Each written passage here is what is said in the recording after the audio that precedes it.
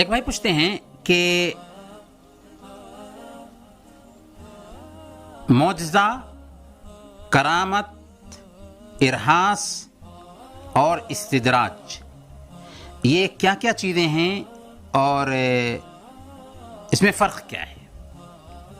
جی ہاں، معجزہ کیا ہے، کرامت کیا ہے، ارہاس کیا ہے اور استدراج کیا ہے؟ یہ اچھا سوال ہے۔ ان چار چیزوں کو ہم سمجھتے ہیں۔ معجزہ،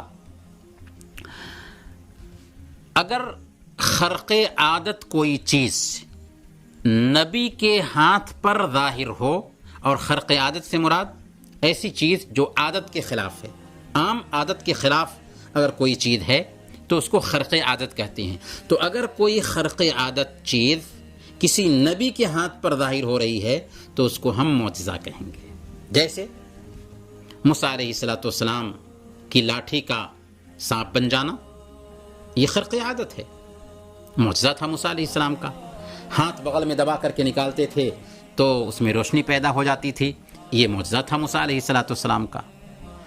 عیسیٰ علیہ السلام کا مردوں کو زندہ کر دینا، مادرزاد اندھوں اور کوہیوں کی بیماری کو ٹھیک کر دینا، یہ عیسیٰ علیہ السلام کا معجزہ تھا۔ اللہ کے نبی صلی اللہ علیہ وسلم کے معجزات میں سے قرآن کریم ہمیشہ رہنے والا معجزہ ہے، معراج بھی ایک معجزہ ہے، یہ سارے معجزات ہیں نبیوں کے۔ تو معجزہ کیا ہے کہ وہ خرق عادت چیز جو نبی کے ہاتھ پر ظاہر ہو اسے معجزہ کہتے ہیں۔ کرامت کیا ہے؟ وہ خرق عادت چیز جو کسی اللہ کے نیک بندے کے ہاتھ پر ظاہر ہو۔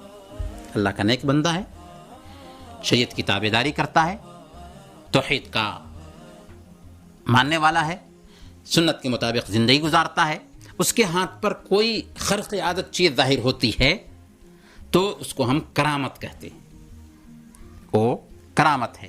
جیسے سعد بن ابی وقاص رضی اللہ تعالی عنہ کا سمندر میں گھوڑے دوڑا دینا، یہ ان کی کرامت تھی۔ جریج کے قصے میں آتا ہے کہ جریج کا ساتھی، وہ بچہ جو ابھی پیدا ہوا تھا، اللہ تعالیٰ نے اس کو گویائی عطا فرمائی اور اس نے بات کر کے کہا کہ میرا باپ فلاں چرواہا ہے، اس طریقے سے جریج کی برات ظاہر ہوئی۔ تو یہ کرامت ہے کہ کسی اللہ کے نیک بندے کے ہاتھ پر کوئی خرق عادت چیز، عادت کے خلاف کوئی چیز ظاہر ہوتی ہے تو اس کو ہم کرامت کہتے ہیں۔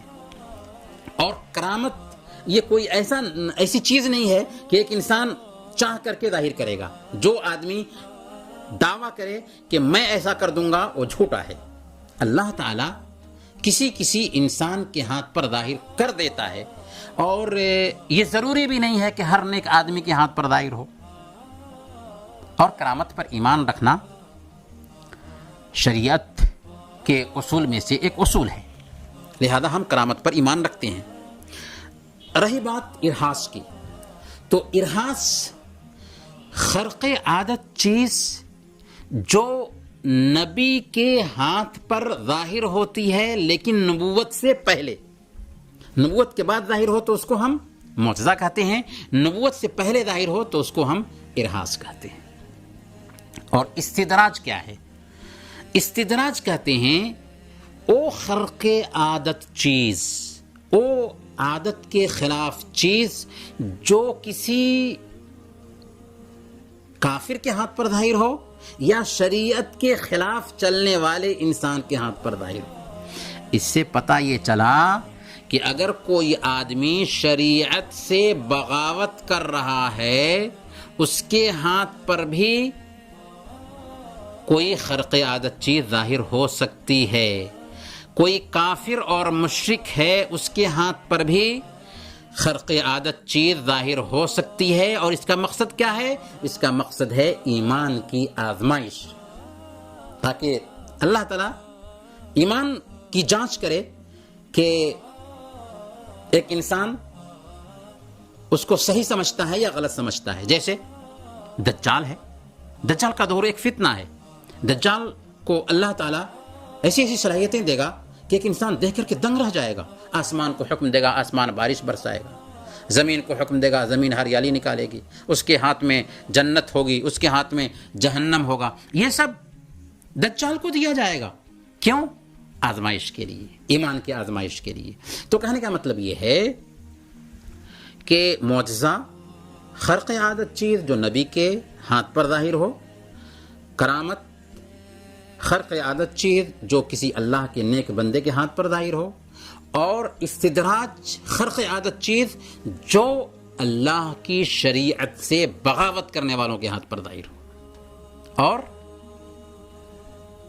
اللہ کے نافرمانوں کے ہاتھ پر یا کفار و مشرکین کے ہاتھ پر ظاہر ہو، وہ استدراج ہے.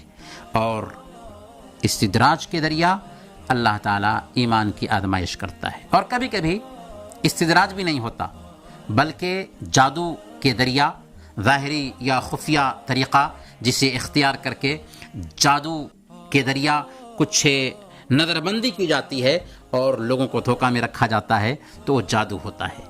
جادو اور استدراج یہ شیطانی کام ہے، جبکہ کرامت اللہ کے نیک بندوں کے ہاتھ پہ ظاہر ہوتا ہے اور معجزہ نبیوں کے ہاتھ پر ظاہر ہوتا ہے. یہ رہا فرق جادو، کرامت، استدراج اور ارہاس میں. وصلی اللہ علی نبینا محمد وعلی آلہ وصحبہ اجمعین.